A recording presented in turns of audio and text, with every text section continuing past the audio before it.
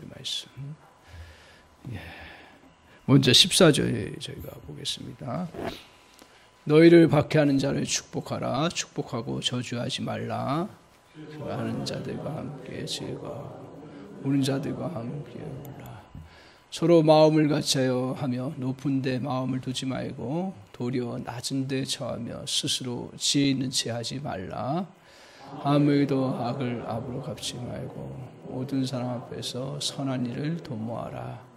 할 수 있거든 너희로서는 모든 사람과 더불어 화목하라. 사랑하는 자들아, 너희가 친히 원수를 갚지 말고 하나님의 진노하심에 맡기라. 기록되었으되 원수 갚는 것이 내게 있으니 내가 갚으리라고 주께서 말씀하시니라. 내 원수가 줄이거든 먹이고 목마르거든 마시게 하라. 그리함으로 내가 숯불을 그 머리에 쌓아 놓으리라. 악에게 지지 말고 선으로 악을 이기라. 아멘. 이 말씀 가지고 같이 은혜 받을 말씀의 제목은 선으로 악을 이기라. 선으로 악을 이기라 하는 말씀의 제목으로 같이 은혜를 받기를 원합니다. 우리 인생에 있어서 중요한 것 중에 하나가 관계입니다. 모든 일은 관계에서 이루어져 나갑니다. 모든 행동은 대부분 관계와 또 연관되어 있습니다. 집에서든 가정에서든 교회에서든 우리는 수없이 사람들과 관계를 맺으며 살아갑니다. 그런데 우리 주위에 또 우리 자신들의 모습에서 관계 회복이 필요한 곳이 참 많습니다. 어려운 관계에 이른 사람도 많습니다. 고이든 아니든 또 서로에게 어려움과 상처를 주고 또 힘든 일들을 안겨줄 때가 많습니다. 가정과 직장과 사회에서 만나는 모든 사람들 이렇게 보면 겉으로는 물론 즐거운 일도 많고 힘든 일도 또 우리에게 복된 일도 많지만 또 웃고 있는 일도 많지만 또 가까이 가면 가까이 갈수록 서로 상처받고 고독해하는 관계들을 볼 수가 있습니다. 시대가 흘러가면서 관계의 고통은 점점 더 커지라고 생각을 하고 있습니다. 그래서 많은 사람들이 관계가 어려워지고 고통스러워지면서 관계를 피하고 혼자 지내려고 합니다. 하지만 또 돌아와서는 또다시 관계를 맺습니다. 이런 이유가 무엇입니까? 우리 속에 관계의 DNA가 있기 때문에 그렇습니다. 다른 사람과 관계를 맺고 사랑하고 사랑받으며 꿈과 희망을 나누고 존중받고 싶어하지 않는 사람은 그 어떤 사람도 없습니다. 모든 사람은 다른 사람과 정신적, 정서적 또 영적 친근감과 친밀함을 나누고 싶어합니다. 이것들은 다 어디서 오는 거예요? 하나님께서 우리를 창조하실 때 우리 안에 관계에 대한 유전자를 DNA를 심어 놓으셨기 때문에 그렇습니다. 우리가 이렇게 만들어졌기 때문에 누군가에 소속되고 싶고 또 필요한 존재가 되고 싶고 또 존귀한 존재로 여김을 받고 싶은 갈망을 가지고 있습니다. 따라서 우리는 관계를 할 것인가 말 것인가 하는 부분이 아니라 우리에게 중요한 것은 관계를 어떻게 발전시킬 것인가, 더 건강하게 유지할 것인가 하는 것밖에는 사실 없습니다. 관계를 건전하게 유지하고 발전시키기 위해서 우리가 꼭 기억해야 될 일은 중요한 출발점이지요. 그 출발점은 잘 알다시피 반쪽의 힘입니다. 우리가 탁구라는 운동을 해보면 거기서 서로 주고받지요. 그래서 주고받으면서 이제 운동을 하는데 하다 보면 어떻습니까? 볼이 이상한 데로 오지요. 그러면 그 이상한 것을 보낸 사람을 향해서 이야기를 해요. 그러면 그 사람 이 이야기하는 사람들은 실력이 들까요? 안 들까요? 절대로 들지 않습니다. 그 볼을 어떻게 주든지 들어온 것은 자기가 처리해내는 능력이 필요한 거죠. 마찬가지로 우리가 서로 관계를 맺어가면서 상대방의 반응, 물론 우리가 거기에 따라서 지혜롭게 잘 대처를 해야 되지만 더 중요한 것은 나의 부분에서 어떻게 할 것인가가 관계에 있어서 우리가 더 발전적으로, 더 성공적으로 또 하나님이 원하시는 뜻대로 하는 것이라는 걸 꼭 기억하고 우리가 전제를 삼고 말씀을 들어야 될 줄 믿습니다. 그래서 상대방이 아니라 자신에게 초점을 맞출 때 우리의 관계는 더욱더 발전되고 또 어려운 부분도 해결될 가능성들이 더 많아지는 것들을 보게 됩니다. 따라서 관계를 잘 맺어가기 위해서 우리는 어떤 생각과 감정과 행동을 할 것인가, 자신의 반응을 잘 살펴보는 것이 오늘 우리가 예배하면서 저 여러분이 주님의 음성을 듣는 길이라 그렇게 생각을 합니다. 그래서 우리가 관계를 잘 맺어가고 이루어가기 위해서 첫 번째로 기억해야 될 거, 그냥 성경 그대로입니다. 우리가 성경 그대로 따라가면 이룰 수 있는 은혜가 있습니다. 그건 뭐냐 하면 마태복음 7장에 말씀하신 12절에 뭐라고 얘기를 하고 있습니까?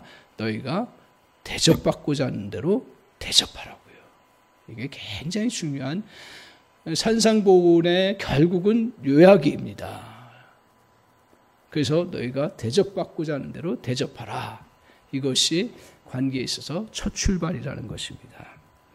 오늘 사람들과 이제 관계를 가질 때 여러 종류의 일들이 있잖아요. 또 여러 상대에 대해서 있습니다. 근데 본문에서 이런 상대에 대해서 다 이야기하면 성경이 엄청 많겠죠. 근데 핵심적인 걸 크게 3가지로 이야기하면서 우리가 관계를 어떻게 대접받고자 하는 대로 대접하는 그 원리가 어떻게 나타나는가 하는 것에 대해서 말씀하고 있습니다. 그래서 14절, 15절 같이 한번 보겠습니다. 같이 한번 읽겠습니다. 시작.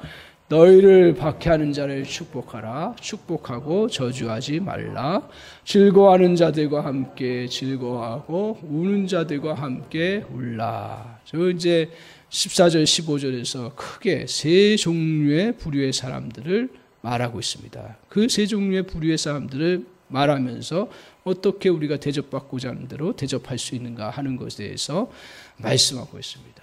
그러면 우리의 관계의 큰 범주에서 보면 우리가 상대 여러 종류의 사람도 있지만 또 그 케이스가 크게 나누어서 보면 슬플 때, 그게 우리 인생 사안인가? 인생의 희노애락이 있잖아요. 슬플 때, 또 어떨 때요? 즐거울 때가 있고요. 또 어떤 때가 있어요? 또 애매하게 고통당하고 또 핍박받을 때, 이런 큰 범주에서 어떻게 해야 되는지를 잘 제시하고 있습니다. 그러면 14절로 돌아와서 자, 먼저 박해하는 자는 어떻게 하라고요? 축복하라고요. 또 15절에 보면 또 즐거워하는 자들과 함께 뭐 하라고요? 즐거워하라. 또 우는 자들과 함께 울라. 이렇게 말하고 있습니다. 그래서 거꾸로 한번 살펴보면 슬퍼하는 사람들과 함께 우리는 어떻게 해야 된다고요? 슬퍼하고 같이 아픔처럼, 자기 아픔처럼 여겨야 한다. 이것도 상대가 어떤 이웃이냐에 따라서 문제가 달라지는 거죠. 대부분 저희 이제 장년층의 분들은 이런 것들은 너무 훈련이 잘 돼 있어요. 그래서 슬퍼하고 힘든 사람들을 잘 이렇게 또 격려하고, 그래서 또 뭐 인간관계도 있지만 또 슬픔을 같이 나누기 위해서 장례 절차에도 같이 참여하고 시간을 내어서 같이 헌신하는 일들이 참 많죠. 오늘 시대가 이제 조금씩 바뀌면서 슬픔에 대해서 같이 느끼지를 못하고 그렇게 나아갑니다. 그러다 보니까 이게 극한 상황 속에서 슬픔을 느끼지 못하면 어떻게 되냐면 사이코패스가 되는, 그 길로 가기가 쉬워요. 다른 사람의 아픔에 대해서 느끼지를 못하면 그냥 내가 아픔을 느끼지 못하는데 그 사람의 고통을 주면 아플 것이라는 걸 느끼기 때문에 고통을 못 주는 거예요.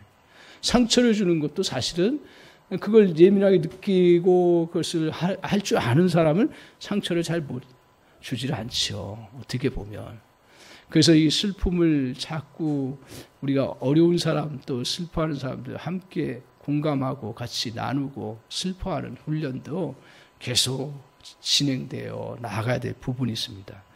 그런 가운데서 우리의 걸림돌이 뭡니까? 이 슬픔을 나눌 때 같이 나누지 못하는 사람, 어떤 경우에요?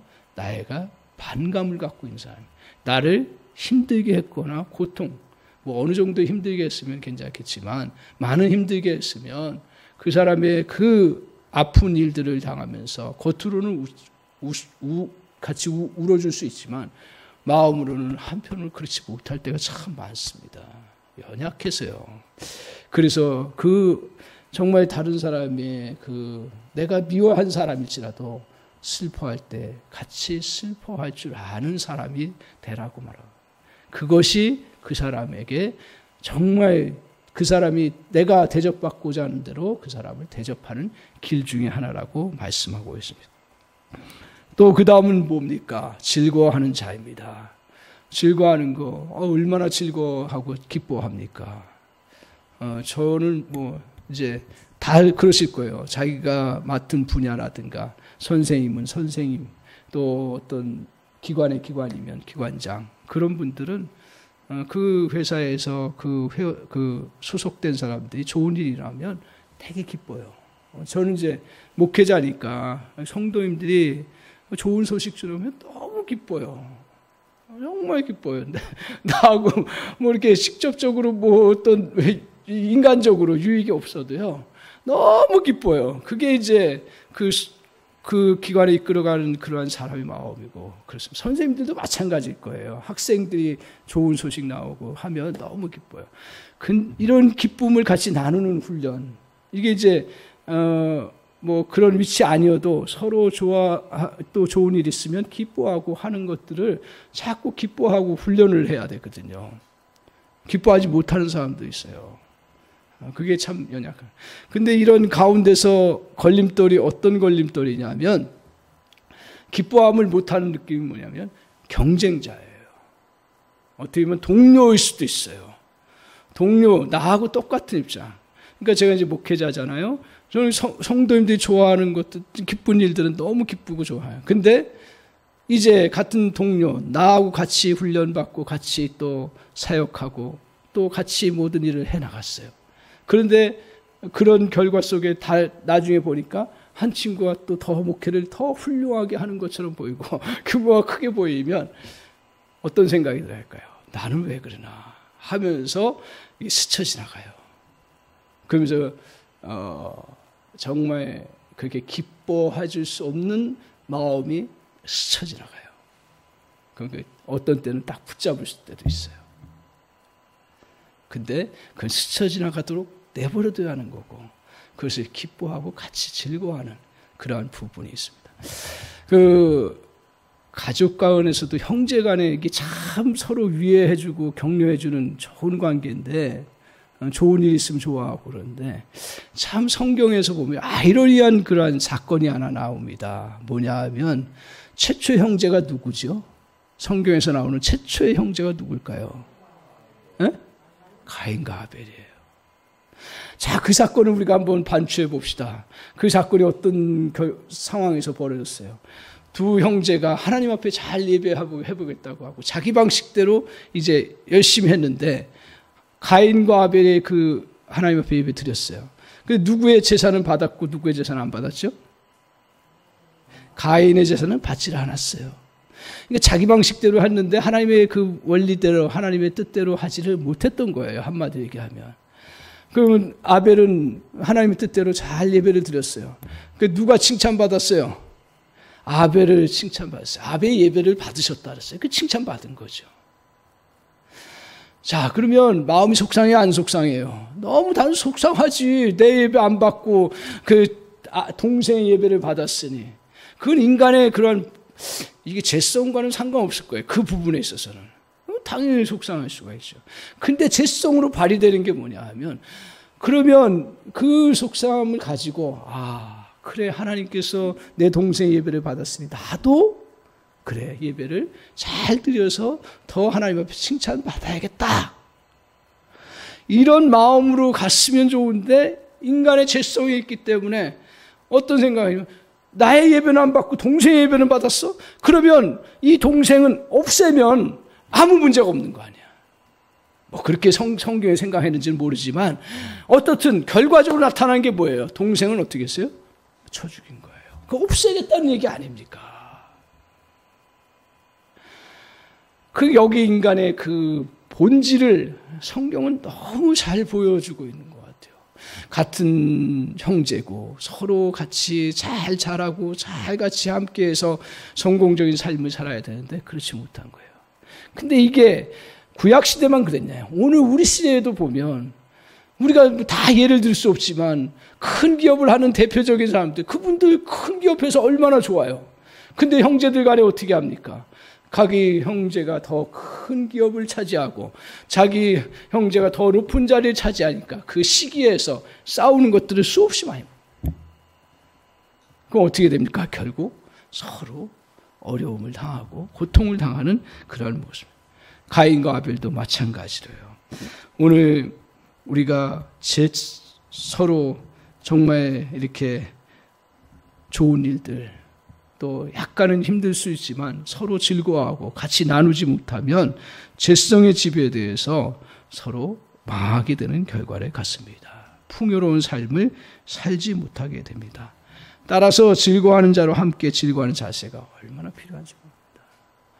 나하고 힘든 상대에 대해서 그 사람이 정말 기쁜 일, 나하고 같이 경쟁하는 사람에 대해서 같이 좋은 일이 있으면 억지로라도 하세요. 억지로라도.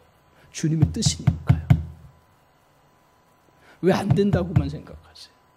왜 이 말씀을 적용하려고 하지 않으세요? 저를 비롯해서 마찬가지로.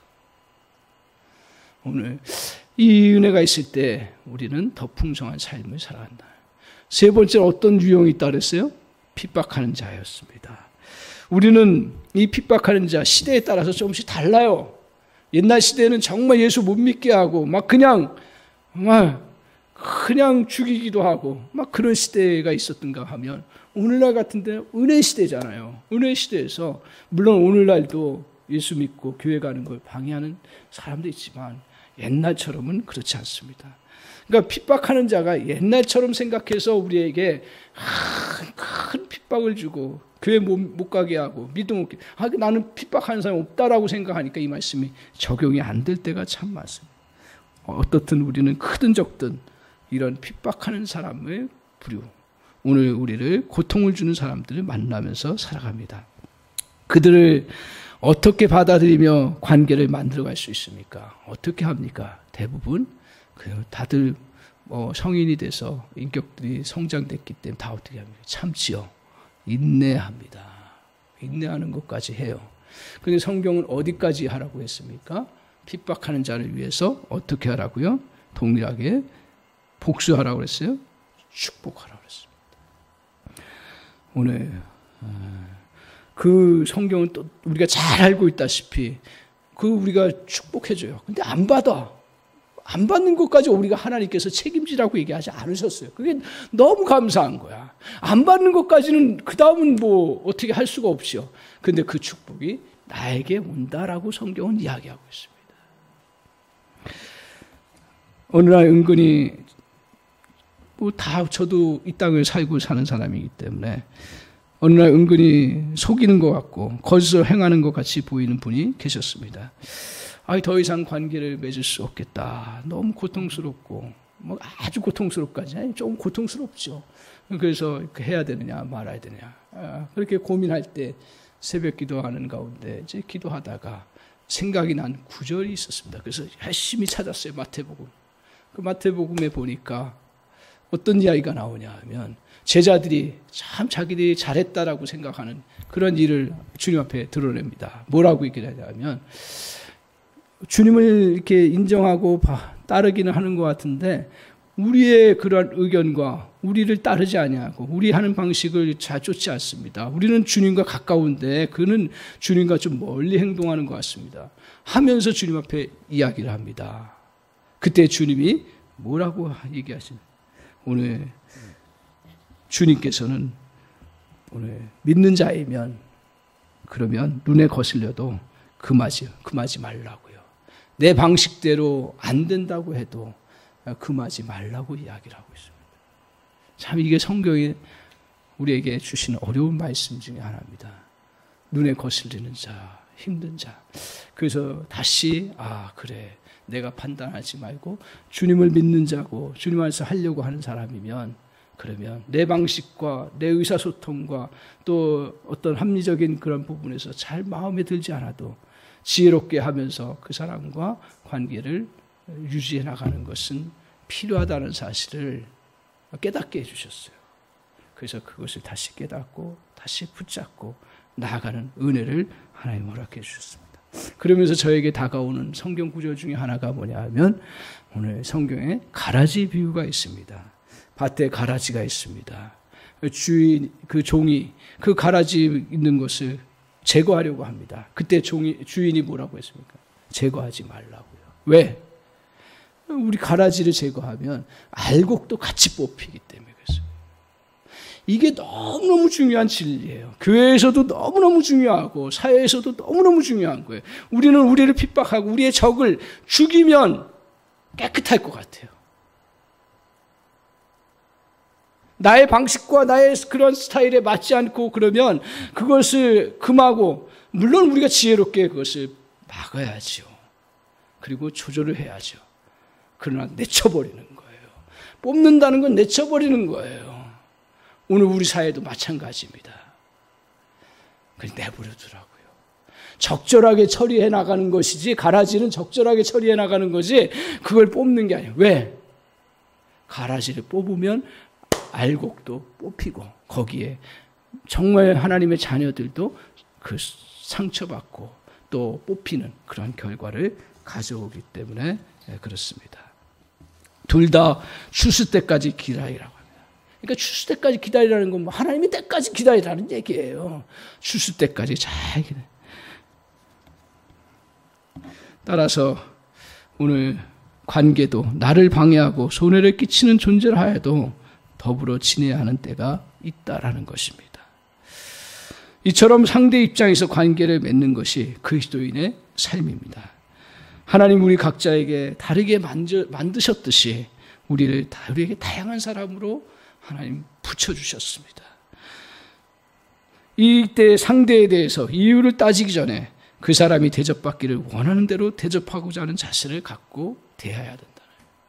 그래서 슬픔을 만난 사람은 슬퍼하고 기뻐하는 사람은 같이 슬퍼하고 핍박하는 사람은 핍박하고 그렇다고 해서 그 핍박하고 잘못된 것에 대해서 주님은 그냥 넘어가라고 얘기하신 게 아니고 그건 때를 기다려야 되는 거죠. 특별히 교회에서 마찬가지입니다. 교회에서도 우리가 하고 싶은 얘기가 얼마나 많은지 몰라요. 그리고 정말 방식이 틀린 것도 많을 수가 있죠. 서로 보면 관점에 따라서 그럴 수가 있습니다. 근데 성경에서 가르쳐준 놀라운 진리는 뭐냐 하면 너희가 사랑으로 권면하라고 했지 그냥 권면하라고 하지 않았어요. 그리고 사랑할 때 권면하라고 얘기를 합니다. 그 말은 뭐예요? 때를 기다리고 하나님의 은혜를 기다리면서 적절한 관계가 유지가 되고 그리고 서로 오해되지 않고 신뢰될 때 그때 정말 사랑하는 마음으로 기도하는 마음으로 권면하고 같이 나눌 수 있는 그러한 은혜의 때가 주님은 반드시 주신다라는 거예요. 그때를 기다리고 우리가 서로 그 부분 상대의 어려운 부분들을 처리해 나가는 그러한 자세가 필요합니다. 그런데 우리가 이런 일을 해보면 알지만 성경이 난 너무 좋은 거예요. 해보면 알지만 성경은 우리에게 우리의 연약함을 인정해요. 그래서 성경에서는 뭐라고 얘기를 합니까? 우리가 이렇게 대접받고자 하는 대로 대접해 주는 게 쉽지 않고 특별히 핍박하는 자를 위해서 대접하라는 축복하라는 것은 될 수가 없는 거예요. 될 수가 없어 인간의 노력으로. 그렇지 않던가요? 실제로 살아보면 안 되더라고요. 근데 우리 주님께서 뭐라 그랬어요? 지난 금요일 날 같이 우리 주님은 보혜사세요. 근데 또 주님께서 또 다른 보혜사 성령을 보내주신다 그랬어요. 성령이 우리와 함께 하셔서 너희가 그걸 맡기고 의지할 때 정말 우리를 향해서 핍박하고 고통을 주는 것들을 우리가 축복으로 바꿔서 할 수 있다라고 해요. 네 힘으로 하지 말라. 성령의 능력을 의지하라는 거예요. 단지 우리가 해야 될 일은 뭡니까? 성령을 인정하고 이런 문제 앞에 성령님 어떻게 해야 됩니까? 성령 도와주세요. 그러면 성령이 도와주셔서 그 일을 이루어갈 수 있도록 역사해 나가십니다. 제가 베드로가 주님 앞에 이제 용서 부분을 이렇게 설교를 들었는지 그 이야기 들었을 때 자랑스럽게 얘기합니다. 예수님, 7번 용서하면 되나요? 물어봤어요. 그때 주님께서 뭐라 그러셨죠? 7번에 70번이에요. 저는 그 말씀이 그래 많이 용서해야 되는구나. 그렇게만 생각을 많이 해왔습니다. 그래 용서를 많이 해네. 근데 한 사건을 놓고 볼 때 여러분 나를 핍박하고 나에게 정말 그 속에서 고통 줬던 그 대상을 향해서 겪어보시잖아요. 다들 겪어보시는데 그 고통을 당해서 용서했어요. 그죠? 분명히 그것도 어렵게 정말 성령의 은혜 가운데 용서를 했어요. 그런데 그 다음에 생각 안 나던가요? 또 나죠. 또 나요. 안 나려고 하고 또 용서하는 마음을 가져요. 그런데 또 언제 또 문제가 생기냐면 내가 또 일을 추진하려고 하는데 그 전에 했던 일이 나의 발목을 잡는 것처럼 느낄 때 그때 또 열이 나는 거예요.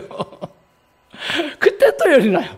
또 다른 사람이 그 사건 가지고 또 얘기하거나 할 때 또 내게 찾아오는 거예요. 그렇지 않던가요? 나는 그래서 7번씩 70번을 수없이 용서하라는 말씀의 의미도 있지만 그러나 한 사건을 놓고 끊임없이 주님 앞에 그 생각이 들 때마다 주님 앞에 구하고 주님의 도우심을 받으면서 헤쳐나갈 때 주님이 이걸 통해서 역사를 이루는구나. 오늘 우리는 연약해서요. 우리가 이 하나님께서 이렇게 다윗도 그랬잖아요. 내 원수의 머리 위에 숯불을 놓게 해달라고. 그랬을 때 주님께서 그렇게 안 하셨어요. 그러면서 용서하라고 하셨어요. 이 차원을, 원수를 용서하라는 차원을 우리는 잘 이해를 못하는데 역사를 통해서 하나 깨달은 것 중에 하나가 뭐냐면 제일 핍박을 많이 했던 대상 중에 하나가 누구였냐면 다윗의 입장에서 사울이었어요. 다윗이 나라를 위해서 블레셋과 싸워서 돌아왔을 때 칭찬을 못 해줄 망정 그게 시기가 돼가지고 그래가지고 그때부터 다윗을 쫓아다니는데 다윗을 끊임없이 공격해 오는 거예요. 한두 번이죠. 그리고 계속 그리고 더군다나 다윗은 사울을 죽일 수 있는 기회까지 얻었어요. 정당방위로 할 수가 있어요. 정당. 그럼에도 불구하고 다윗은 아주 기름 부은 자이기 때문에 그렇게 하지 말아야 돼. 예수 믿는 자이기 때문에 하나님을 믿는 자이고 하나님의 그 또 왕권을 이루어가는 자이기 때문에 그 하나님의 뜻대로 사울을 기름 부은 자를 나는 용서해야 된다. 그 내 손으로 처리하면 안 된다. 맡게 된다. 하는 생각 때문에 맡깁니다. 맡기니까 어떻게 돼요? 나중에 이제 다윗이 왕이 됐어요. 근데 역사적으로 조금 살펴보면 어떤 일이 있었냐면 다윗은 먼저 왕으로 되면서 어디에 추대를 받았냐면 남유다에 추대를 받았어요. 그래서 거기 남쪽에서 헤브론에서 기름 부음을 받고 왕이 됐어요. 그런데 북쪽은 아직 그런 게 되지를 않는 거예요. 그래서 오랜 시간 한 7년인가요? 있다가 이제 북쪽에서 기름 부음을 받았어요. 그래서 통일왕국을 이뤘던 거예요. 근데 이 통일왕국을 이룰 수 있었던 그 바탕이 뭐냐 하면 다윗이 만약에 사울을 좀 오히려 핍박 온다 해서 정당방위로 같이 대들고 싸웠으면 그 사울에 속해 있는 족속이 어디냐면 기브온이에요. 왜? 베냐민을 중심으로 해서 이 북쪽의 10지파는 같은 한 그룹이에요. 그래서 사울을 지지하고 사울을 섬겼던 사람들이에요. 그 사람들이 사울이 잘못했다는 거 다 알아. 너무너무 잘 알아. 그럼에도 불구하고 사울에 대한 그 고향에 그 뿌리가 있기 때문에 그리고 또 자기 정서적인 그것이 있기 때문에 그 다윗을 쉽게 용납하지 않아요. 그래서 나중에 다윗이 왕이 돼서도 계속 그 시므이 같은 경우는 저주하고 선포하고 막 그랬어요. 근데 놀라운 게 뭐냐 하면 그럼에도 불구하고 통일 왕국이 된 거예요. 왜냐하면 하나님께서 사울을 절대적으로 용서하고 받아들이고 그러면서 손대지 않도록 하심으로 인해서 정말 북쪽 사람들의 마음이 녹아진 거죠. 그리고 통일왕국 할 수 있도록 그 길을 열어주는 결과를 가져온 거예요. 이걸 다윗이 어떻게 알았겠어요? 사람들은 정치적으로 보니까요. 성경을 정치적으로 보니까 다윗이 그렇게 미리 염두에 두고 사울이 공격해 올 때 내가 그렇게 안 했다. 그렇게 얘기하는 학자들도 있어요. 이 삶이에요. 성경은 논리가 아니에요. 지식이 아니에요. 맨날 공격당하는데 아무리 자기가 그걸 알고 있어도 정말 자기가 하나님의 뜻 가운데 서지 않았다면 같이 공격했을 거예요. 오늘 주님은 우리에게 이해할 수 없는 거, 핍박하는 자를 위해서 정말 축복하라는 거. 결국은 뭡니까? 우리 주님께서 더 복을 내려주시고 더 풍성하게 만들기 위함인 거예요. 믿습니까? 그걸 꼭 기억하십시오. 그래서 품어야 되는 거예요. 그래서 품어야 되는 거예요. 우리가 품을 수 없기 때문에 성령님 품어주십시오. 성령님 품어주십시오. 그러면 주님이 우리에게 그런 마음을 주실 줄 믿습니다. 두 번째로 오늘 우리가 정말 선으로 악을 이기는 그런 은혜를 누려나가기 위해서 우리가 해야 할 일이 있다면 뭐냐 하면 두 번째로는 세워주는 거예요. 세워주는 겁니다. 더 좋은 관계를 맺으려면 마음가짐의 변화가 있어야 됩니다. 정말 상대를 축복하며 받아줄 수 있는 마음가짐에서 비롯되는 거예요. 그러면서 주님께서 16절, 17절 같이 말씀하고 있습니다. 16절, 17절 같이 한번 읽어보겠습니다. 시작. 서로 마음을 같이하며 높은 데 마음을 두지 말고 도리어 낮은 데 처하며 스스로 지혜 있는 채 하지 말라. 17절이요. 아무에게도 악을 악으로 갚지 말고 모든 사람 앞에서 선한 일을 도모하라. 다시 돌아갑니다. 16절 보면 서로 마음을 같이 하라 그랬어요. 마음을 같이 한다는 얘기는 뭐예요? 내가 높거나 뭐 열등감이나 그런 거 없죠.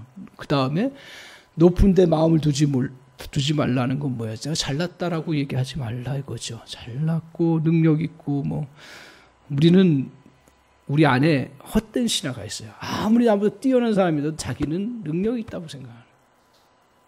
참 이 헛된 신화예요.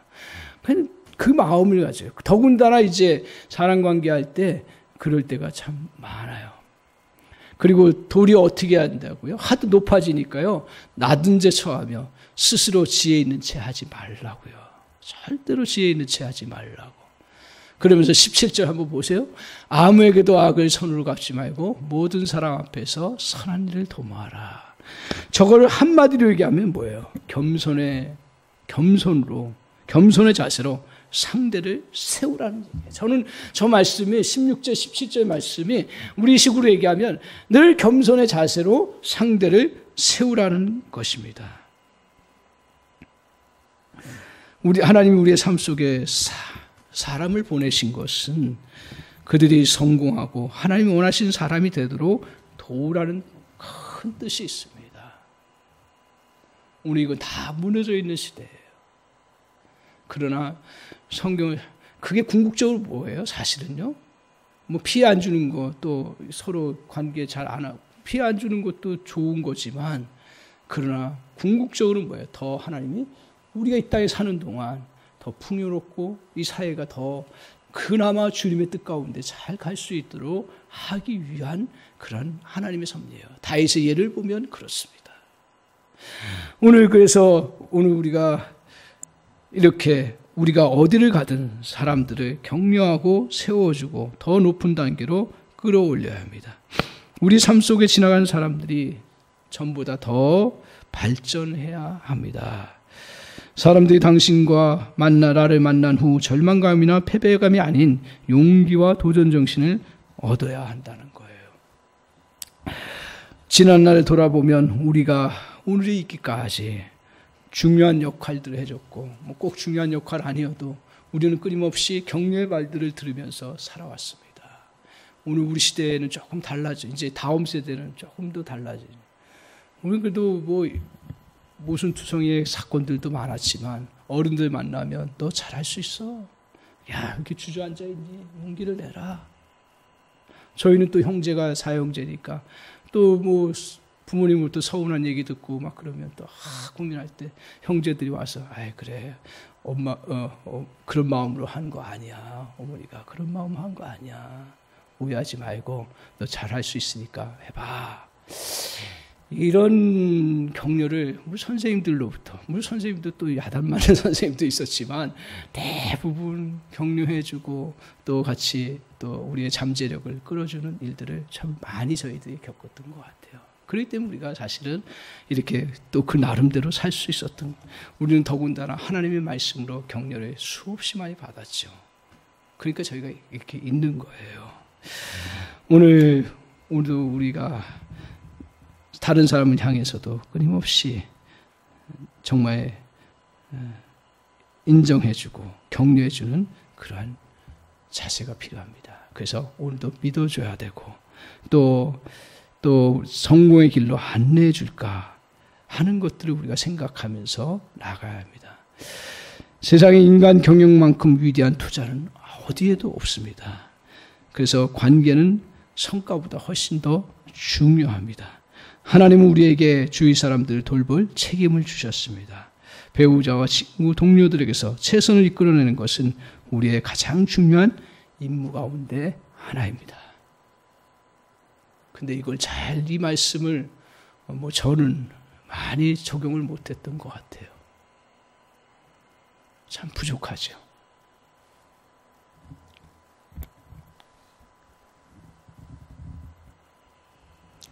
그래서 우리가 서로 상대를 바라보면서 믿어주지 못할 때가 있고, 모습만 보면, 현재의 모습만 보면 믿어줄 수 없을 때가 있습니다. 그런데 누구를 봐도 잠재력을 봐야 합니다. 잠재력을 봐야 되고요. 그 안에 하나님이 심어주신 좋은 것들을 자꾸 보려고 노력을 해야 합니다. 그 속에 있는 능력에 관심을 가져야 합니다.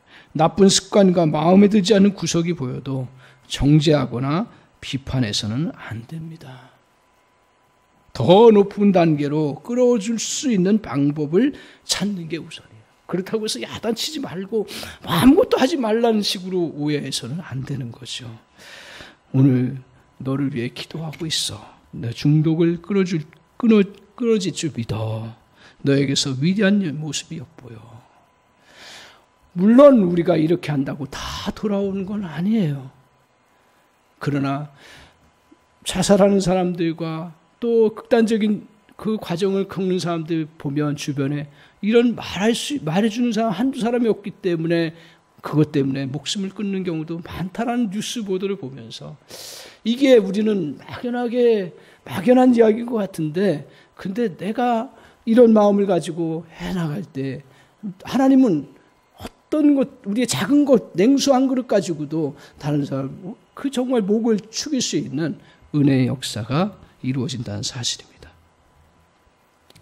비난하고 무시하는 말로는 사람들에게서 최선을 이끌어내기가 참 어렵습니다. 물론 그것 때문에 악에 받쳐서 또 하는 경우도 있지만 그게 건강한 모습으로 발휘되는 것은 아닙니다.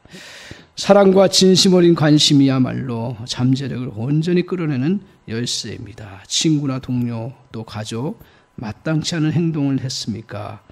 그가 나쁜 습관을 끊지 못하고 있습니까? 그래도 그런 약점을 보기보다는 잘한 점을 찾아 격려해 줘야 합니다. 약점을 그냥 묻어두라는 말이 아닙니다. 부정적인 행동이나 태도를 고쳐주려면 때를 기다려요. 오늘 가라지가 남아있고 그냥 뽑지 않는 이유는 알곡이 추수할 때까지 기다리는 거죠. 이렇게 이제 우리가 해나갈 때 우리는 또 연약해서 내게 쌓인 것들이 다 많아요. 그러면 그 쌓인 것들 때문에 또 이제 우리가 폭발하고 또 공격할 수가 있고요. 어떤 식으로든 또 상대를 향해서 그것을 느끼도록 해줘야 되고 공격해야 돼요. 그런데 우리가 이때 정말 선으로 악을 이끌어 나가기 위해서 우리가 해야 될 일 중에 하나가 뭐냐 하면 중요한 것 중에 마지막에 극복해 나가야 되는 거예요. 관계 속에서 종종 선을 행했는데 악으로 돌아온 경우가 많습니다. 이때가 중요합니다. 사업상 거래에서 상대에게 속아 돈을 많이 날려버렸습니다. 누군가 헛소문을 퍼뜨린 바람에 승진의 기회를 잃어버리는 경우도 있습니다. 정말 믿었던 친구에 배신당하는 경우도 있습니다. 우리 또 상사가 못 살게 구는 경우도 있습니다. 누가 잘못된 말을 전함으로 인해서 오해를 받은 일들이 많이 있지요. 이런 경험들은 우리에게 지울 수 없는 상처입니다. 매우 힘들고 슬픈 일입니다. 복수할 방법을 찾는 것, 적어도 저주하고 싶은 마음을 갖는 것 너무 당연한 것입니다. 오늘날 우리 주위에서는 부추기고 있습니다. 법적으로 해결해야 될 것들 많이 있지만 이제 계속 부추기는 거예요. 뭐 학교 현장이 더 심각하죠. 애들 뭐 다치면 너 참지 말고 고소해. 오히려 부모가 더 그러니까요. 그걸 막지 말라는 얘기도 아니고 그걸 따지지 말라는 얘기도 아닌데 자꾸 복수할 방법들을 찾아나가라고 이 사회는 계속 그 부추기는 거예요. 끊임없이.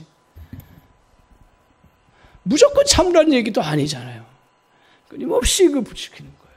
그러니까 우리 자신들도 알게 모르게 거기에 같이 부안해동할 때가 많이 있습니다. 근데 오늘 이게 약자의 논리인지 모르겠습니다. 자꾸 이렇게 얘기하면 세상 사람들은 약자의 논리라고 해요. 근데 절대로 그렇지가 않아요. 19절 한번 보세요. 그러니까 우리는 목숨을 걸고 주의 말씀을 붙잡아야 되는 거예요. 미련하고 어둡다 그래도 우리는 이 말씀 붙잡고 그래도 우리가 이 땅에 하나님 주신 지혜를 가지고 이 말씀을 어떻게 지혜롭게 적용할 것인가 하는 것에 대해서 고민하고 붙잡아야 되는 거예요. 원리는 그 본질적인 그것을 붙잡고 나가야 돼요. 19절 같이 보겠습니다. 시작.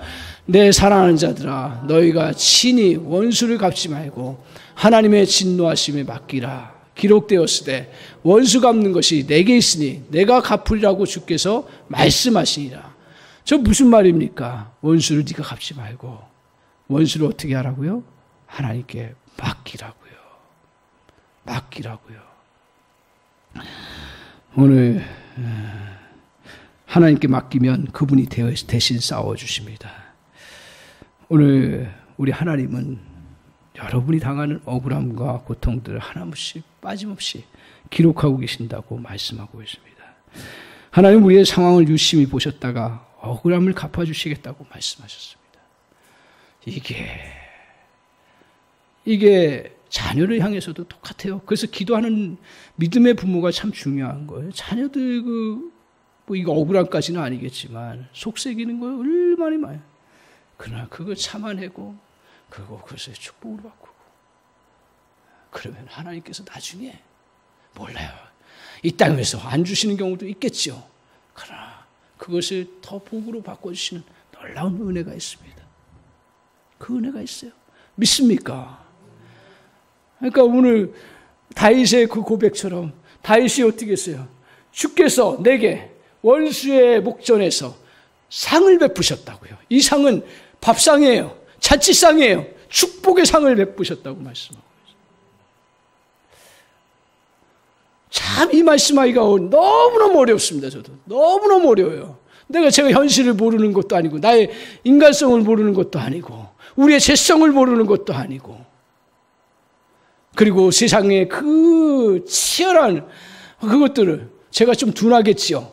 그러나 저도 다 매스컴 듣고 다 듣는 사람인데 갚지 않으면 당장 보복 또 다른 어려움을 겪는데 그리고 갚지 않으면 나를 무시하는데 참 이게 고민스러운 거예요. 오늘 우리 시대에도 참 믿음이 필요한 거예요. 이 말씀 죽은 말씀일까요? 죽은 말씀 아니죠. 살아있는 말씀. 그래서 오늘 저와 여러분에게 하나님께서 기억하신다는 거예요. 그리고 축복해 주신다는 거예요. 그리고 더 큰 은혜로 역사해 주시는 줄 믿습니다. 사랑하는 성도 여러분, 오늘 참 어려운 설교를 합니다. 원선으로 악을 이기라고요. 어떻게 세상에서 이걸 이길 수가 있겠습니까? 그러나 우리 믿음의 사람입니다. 하나님이 도와주십니다. 하나님이 축복해 주십니다. 우리 안에 성령께서 도와주시고 역사해 주실 줄 믿습니다. 그리고 우리가 서로 잘 되는 길이요 축복된 길인 줄 믿습니다. 우리 하나님 앞에서 이 일들을 작은 곳에서부터 실천해 나가는 믿음의 백성들 다 되시기를 주님의 이름으로 간절히 축원합니다. 아멘. 기도하겠습니다. 하나님 아버지, 말씀을 통해서 선으로 악을 이기라는 진리를 가슴 깊이 받기를 원합니다. 주님 우리에게 악한 것을 용서하시고 받아주심으로 구원을 받았습니다. 그리고 늘 그 은혜 때문에 용기를 얻고 살아갈 수 있게 해주셨습니다. 이러한 은혜를 관계 속에서 누리며 살아갈 수 있도록 주님 도와주십시오. 주님은 우리가 대접받고자 하는 대로 대접하라는 진리를 붙들고 형제를 향해 이런 자세로 살아가도록 말씀하셨습니다. 주님 살아갈 수 있도록 힘 주시고 능력 주시옵소서.